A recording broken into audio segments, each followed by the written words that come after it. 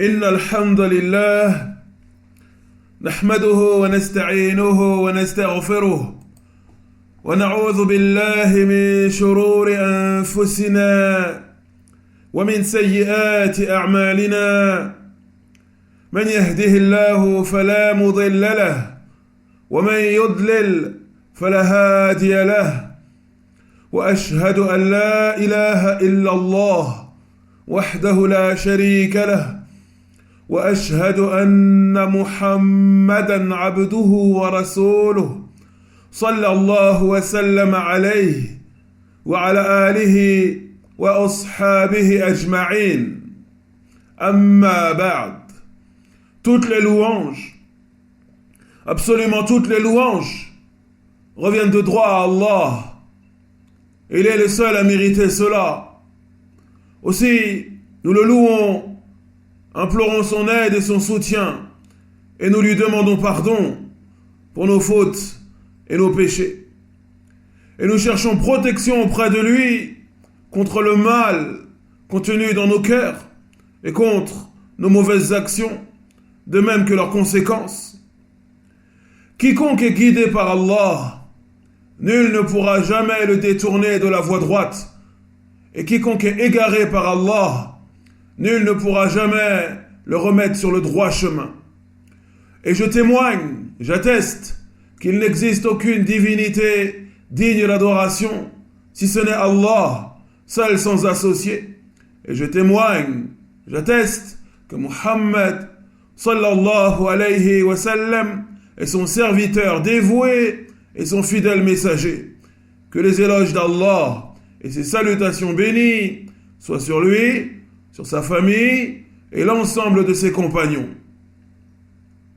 أيها المؤمنون عباد الله اتقوا الله تعالى وراقبوه مراقبة من يعلم أن ربه يسمعه ويراه. وتقوى الله عز وجل عمل بطاعة الله على نور من الله رجاء ثواب الله، وترك لمعصية الله على نور من الله خيفة عذاب الله. Serviteurs d'Allah, croyants et croyantes, craignez Allah. Craignez Allah du plus que vous le pouvez.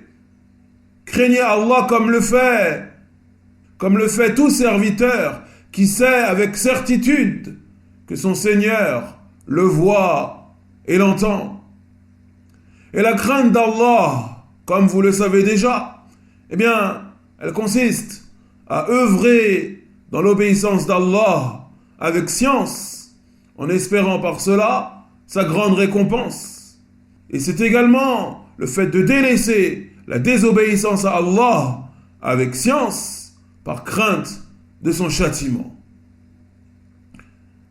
عباد الله، يقول الله تبارك وتعالى في كتابه الكريم آمرا نبيه ومصطفاه وعباده المؤمنين فاستقم كما أمرت ومن تاب معك ولا تطغوا إنه بما تعملون بصير. أمر جل وعلا بالاستقامة والثبات عليها ولزومها، وحذر من ضدها وهو الطغيان. وأخبر جل وعلا أنه بصير بأعمال العباد مطلع عليهم لا تخفى عليه من أعمالهم خافية. Serviteur d'Allah, Allah nous dit dans son noble livre, adressant un ordre à son noble messager, son élu, le prophète Muhammad sallallahu alayhi wa sallam, et adressant ce même ordre à l'ensemble des croyants et des croyantes, il nous dit fastaqim kama umirt wa man taba ma'ak wa la tatghaw innahu bima ta'maluna basir. Demeure sur le droit chemin comme il t'est commandé, ainsi que ceux qui sont revenus à Allah avec toi, et ne commettez pas d'excès, Ne dépassez pas les limites, car vraiment, il observe ce que vous faites. Car vraiment, il observe ce que vous faites. Sourate Hud, verset 112. Ainsi, dans ce noble verset, Allah, qu'il soit glorifié et exalté, ordonne de faire preuve d'istiqamah. Il ordonne de faire preuve d'istiqamah, de droiture, de rectitude. Il ordonne de demeurer, de rester dans le droit chemin et d'y rester ferme, solidement attaché. Et dans le même temps, il met en garde. Dans le même temps, dans le même verset, il met en garde contre ce qui s'oppose à cette droiture, à cette istiqam, à cette rectitude. Et c'est le fait de dépasser les limites. Et c'est le fait de commettre des excès. Enfin, Allah, dans ce noble verset, nous informe qu'il est parfaitement clairvoyant quant aux actes de ses serviteurs. C'est ainsi qu'il nous dit « Innahu bima ta'maluna basir » car vraiment, il observe ce que vous faites. Il est parfaitement clairvoyant quant à vos actes. Rien ne lui échappe des actes de ses serviteurs. Il connaît tous leurs secrets, le contenu de leur cœur. Il est témoin de tout ce qu'ils disent et de tout ce qu'ils font. Rien ne lui échappe. أيها المؤمنون عباد الله والاستقامة المأمور بها هي كلمة آخذة بجميع الدين وجوامع الشريعة كلها لزوما لطاعة الله جل وعلا ووفاء معه بالعهد وامتثالا لأوامره واجتنابا لنواهيه سعيا حثيثا في طلب مرضاته جل في علاه وهي أيها المؤمنون تتعلق بالأقوال والأفعال والأحوال والنيات وذلك بوقوعها لله وبالله وعلى أمر الله تبارك وتعالى. Serviteurs d'Allah, croyants et croyantes, cette droiture, cette istiqama qui nous est ordonnée dans ce noble verset, eh bien, c'est un terme général qui englobe la religion tout entière. Al-istiqama, la rectitude, la droiture, le fait de demeurer sur le droit chemin, tout ceci, c'est général. Tout ceci englobe la religion dans son ensemble, tous les ordres et les commandements et toutes les interdictions. Tous les ordres et les commandements et toutes les interdictions. Allah nous ordonne de demeurer sur le droit chemin, de faire preuve de droiture, de faire preuve de rectitude. Il nous ordonne d'obéir à ses ordres, d'avoir un engagement avec lui que nous respectons. Il nous ordonne d'obéir à ses commandements et de s'écarter et de nous écarter de tout ce qu'il a interdit et d'accourir sans arrêt et sans relâche vers lui et d'accourir sans arrêt et sans relâche vers lui en recherchant par cela sa satisfaction, en recherchant par cela sa satisfaction. Et cette istiqama, cette droiture, cette rectitude, eh bien, elle concerne nos paroles, nos actes, les situations dans lesquelles nous nous retrouvons et nos intentions. En d'autres termes, cette droiture, cette istiqama, eh bien, elle se doit d'être pour Allah, par Allah et selon l'ordre d'Allah. L'istiqama, la budda an takuna lillah wa billah wa ala amrillah. Elle se doit d'être pour Allah, lillah, par Allah, billah wa ala amrillah, et selon l'ordre d'Allah. Et c'est ce que nous allons voir, Inch'Allah ta'ala. فهذه ثلاثة أمور عظام لا بد منها في الاستقامة. الأول أن تكون لله تبارك وتعالى، أي خالصة لا يبتغي بها إلا وجه الله سبحانه وتعالى ونيل رضاه، كما قال الله تعالى: وما أمروا إلا ليعبدوا الله مخلصين له الدين. وكما قال الله تعالى أيضا: ألا لله الدين الخالص.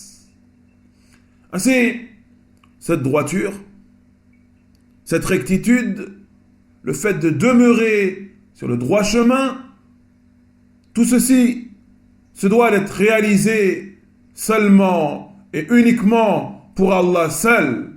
Et c'est la première des trois notions qu'on se doit de connaître au sujet de l'istiqama. An takuna lillah, qu'elle soit pour Allah. En d'autres termes, tous tes actes d'adoration, tous les péchés dont tu t'écartes et dont tu te repens, toutes les obéissances qu'Allah a ordonnées et que tu mets en pratique, tout ceci, tu te dois de l'effectuer seulement et uniquement pour Allah, en recherchant par cela, en recherchant par ton acte, seulement et uniquement le noble visage d'Allah, subhanahu wa ta'ala, et l'obtention de sa satisfaction. Et l'obtention de sa satisfaction, comme lui-même nous dit dans son noble livre: وَمَا أُمِرُوا إِلَّا لِيَعْبُدُوا اللَّهَ مُخْلِصِينَ لَهُ الدِّينَ. Et il ne leur fut seulement ordonné que d'adorer Allah en lui vouant un culte pur. Surat al-Bayyinah, verset 5. Et Allah nous dit également dans son noble livre: Ala lillahi ad-dinul khalis. N'est-ce point à Allah qu'appartient la religion pure? Surat az-Zumar, verset 3. Et la religion pure, ce sont ces actes d'adoration qui ne contiennent ni shirk akbar, ni shirk asghar. Ce sont ces actes d'adoration qui sont effectués seulement et uniquement pour Allah, préservés et purifiés de toute trace de polythéisme, que ce soit le grand polythéisme ou le polythéisme mineur, comme le fait d'œuvrer pour obtenir la satisfaction d'un tel ou d'un tel. Voici concernant la première des notions, cette droiture, cette rectitude, le fait de demeurer sur le droit chemin, eh bien tout ceci se doit d'être effectué, se doit d'être mis en pratique seulement et uniquement pour Allah subhanahu wa ta'ala. الأمر الثاني أن تكون بالله، أي أن يستعين بالله على تحقيقها، فإنه لا حصول للاستقامة ولا ثبات عليها إلا بالله تبارك وتعالى، فهو المعين وحده والهادي إلى سواء السبيل. Deuxième chose qu'on se doit de savoir concernant cette istiqama, eh bien, le fait qu'elle se doit d'être billah, par Allah. En d'autres termes, ceci veut dire que ce frère ou cette sœur qui s'efforce de demeurer sur le droit chemin, ce frère ou cette sœur qui s'efforce de rester dans la droiture, dans la rectitude, eh bien, il se doit de rechercher l'aide et le soutien d'Allah en cela, dans ses efforts, dans son cheminement, dans ses actes d'adoration, dans son écartement des péchés. Eh bien, il se doit de rechercher l'aide et le soutien d'Allah pour la réalisation de tout cela. Car en vérité, nul ne peut être guidé sur le droit chemin, ni y rester. Nul ne peut faire preuve de rectitude et de droiture s'il n'est pas soutenu et aidé par Allah, s'il n'est pas soutenu et aidé par Allah.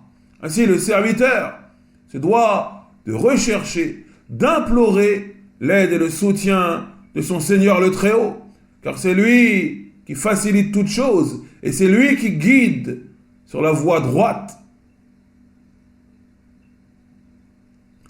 والأمر الثالث يا عباد الله أن تكون على أمر الله أي على النهج الذي أمر به والشرع الذي دعا إليه والذي بلغه رسوله ومصطفاه صلوات الله وسلامه عليه. فالاستقامة لا تكون إلا على الأمر لا بالأهواء والبدع والآراء والتخرصات. Troisième notion qu'on se doit de savoir est que cette droiture, cette istiqama, eh bien, elle se doit d'être ala amrillah, en fonction de l'ordre d'Allah, concordante, conforme au commandement d'Allah. C'est-à-dire que tu te dois de cheminer sur la voie droite, la voie qu'Allah a voulu pour nous. Et tu te dois de cheminer sur cette voie telle qu'Allah l'a voulu, en étant scrupuleusement et minutieusement conforme et fidèle à sa législation et à ce que nous a transmis son élu, le noble prophète Mohammed sallallahu alayhi wa sallam. Cette droiture, cette rectitude, le fait de demeurer sur le droit chemin, eh bien, tout ceci se doit de découler des ordres d'Allah. Tout ceci se doit d'être en concordance, fidèle et conforme aux ordres d'Allah, et non selon les pensées et les envies et les opinions d'un tel ou d'un tel, et non en fonction des innovations, des hérésies, ou ce genre de choses. Tu te dois de cheminer sur la voie droite, na'am, mais tu te dois d'y cheminer comme Allah a voulu que tu y chemines. Et ceci nous éclaire sur l'aspect nul et totalement non avenu et totalement faux du concept d'islam de France. Ceci nous éclaire sur le côté caduc, stupide et totalement nul et non avenu du concept d'islam de France. Car par définition, le musulman et la musulmane, le croyant et la croyante, se doivent de cheminer sur le droit chemin, ils se doivent de demeurer sur le droit chemin, comme ceci leur a été ordonné par Allah. En d'autres termes, sans rien rajouter, ni rien enlever. Sans rien rajouter, ni rien enlever. أيها المؤمنون عباد الله ومن وفق للاستقامة وأعين على لزومها ويسرت له الأعمال وذللت له الطاعات فلا يركن إلى شيء منها ولا يعجب بشيء من عمله مهما كثر وتعدد وتنوع. رواه مسلم في صحيحه عن أبي هريرة رضي الله عنه أن النبي صلى الله عليه وسلم قال: قاربوا وسددوا واعلموا أنه لن ينجو أحد منكم بعمله. قالوا: ولا أنت يا رسول الله؟ قال: ولا أنا إلا أن يتغمدني الله برحمة منه وفضل. Serviteur d'Allah, cette droiture, nous venons de voir qu'elle intègre trois notions.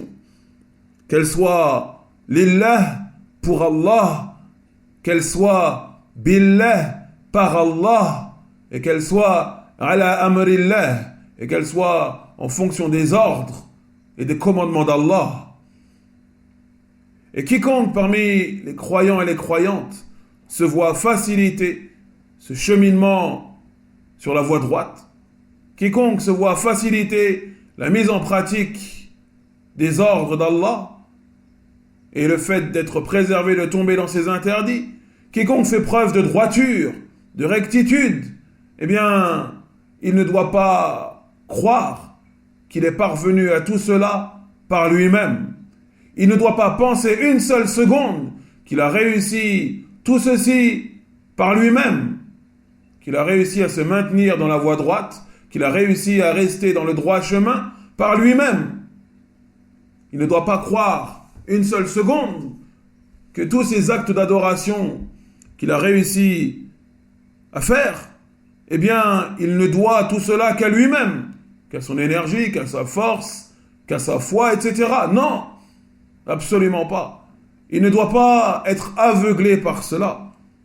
S'il a réussi tout cela, c'est seulement et uniquement par la grâce d'Allah. Quelles que soient ses actions, quelles que soient ses œuvres pieuses, quel que soit leur nombre et leur variété, s'il a réussi à les faire, c'est parce qu'Allah l'a soutenu. C'est parce qu'Allah l'a soutenu. Aussi, le serviteur se doit de garder ceci fermement inscrit dans son cœur. Et regardez la parole du prophète Mohammed sallallahu alayhi wa sallam. Il nous dit dans un hadith rapporté par l'imam Muslim dans son sahih, rapporté par Abu Huraira, il nous dit قاربوا وسددوا واعلموا أنه لن ينجو أحد منكم بعمله. Il a dit, rapprochez-vous de la perfection et efforcez-vous de l'atteindre. Rapprochez-vous de la perfection et efforcez-vous de l'atteindre. Et sachez qu'aucun parmi vous ne sera sauvé par sa seule œuvre. Et sachez qu'aucun parmi vous ne sera sauvé par sa seule œuvre, par ses seules actions. Et lorsqu'il a dit cette parole, ses compagnons ont été surpris. C'est alors qu'ils ont dit Wala anta ya Rasulallah, qal wala ana illa an yataghammadani Allah bi rahmatin minhu wa fadl. Même pas toi, ô messager d'Allah, même pas toi, tu ne peux être sauvé par tes seules œuvres, ô messager d'Allah. Il leur a répondu, même pas moi, sauf si Allah me couvre de sa miséricorde et de son bienfait. En d'autres termes, je serai sauvé seulement et uniquement si Allah me couvre de sa miséricorde et de son bienfait. أيها المؤمنون عباد الله الأعمال نفسها والاستقامة عليها منحة إلهية وهبة ربانية وعطية من المولى جل في علاه والفضل بيده يؤتيه من يشاء والله ذو الفضل العظيم. Serviteur d'Allah, les œuvres pieuses que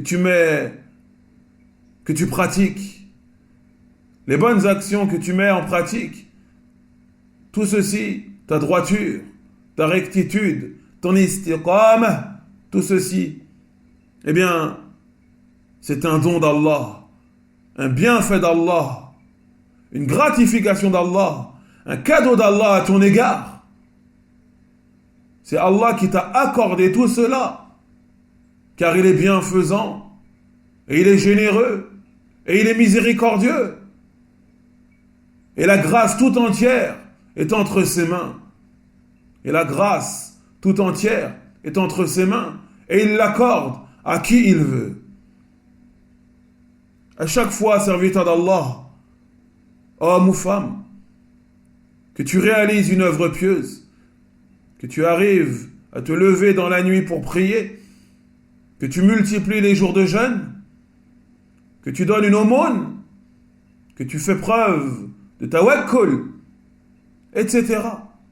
À chaque fois que tu parviens à effectuer une œuvre pieuse, sache que c'est seulement et uniquement parce qu'Allah t'a couvert de sa grâce et qu'il t'a accordé ce don, cette gratification.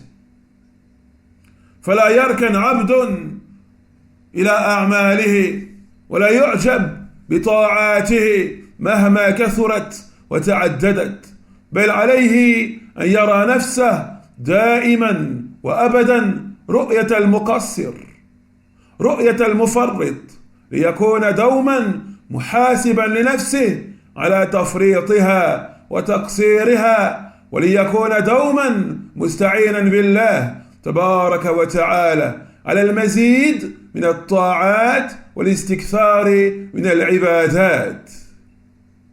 Ainsi, nul ne doit s'étonner ou être satisfait, pleinement satisfait de sa condition, de ses œuvres pieuses, de ses adorations, de ce genre de choses. Non, non, non. Nul ne doit penser qu'il a réussi tout cela grâce à lui-même, par son énergie, sa force, son intelligence, sa compréhension, etc. Non. Quelles que soient tes œuvres, mon frère, quelles que soient tes œuvres, ma sœur, quel que soit leur nombre et leur variété, eh bien, tu n'as réussi tout cela seulement et uniquement parce qu'Allah t'a soutenu et t'a aidé. Aussi, tu te dois de considérer ton âme, de considérer ta propre personne, et ce, constamment et continuellement, comme étant empli de faiblesses, de défauts, d'imperfections. Il y a dans tes actes d'adoration des imperfections.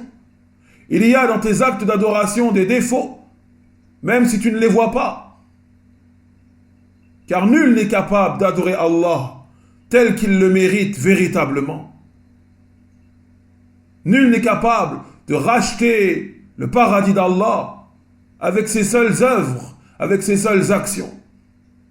Aussi, le serviteur se doit de rester constamment et continuellement avec cette certitude qu'il est faible, empli de défauts et d'imperfections, quelles que soient ses œuvres et quelles que soient ses bonnes actions, afin qu'il reste en contact avec son Seigneur, en l'invoquant, en l'implorant, en lui demandant de le soutenir, de l'aider continuellement et constamment pour qu'il puisse multiplier les œuvres pieuses, car ceci vient d'Allah, pour qu'il puisse augmenter son nombre de hasanat, pour qu'il puisse vraiment multiplier ses bonnes actions et ses œuvres vertueuses.